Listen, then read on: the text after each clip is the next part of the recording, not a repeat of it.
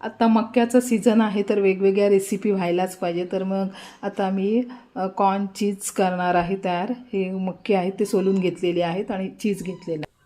तर मक्के आहेत ते बॉईल करून घेते. चिमूटभर हळद, चवीनुसार मीठ. मक्याचे दाणे आहेत ते बॉईल झालेले आहेत. आता यातलं पाणी गाळून घेते.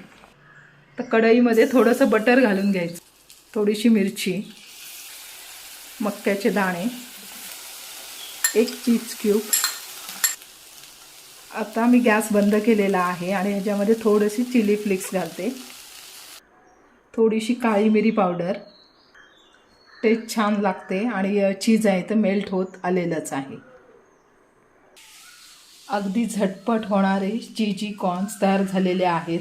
हे लहान मुलांना खूप आवडतात. अगदी मुलांना नाश्त्याला किंवा टिफिनला देऊ शकता तुम्ही.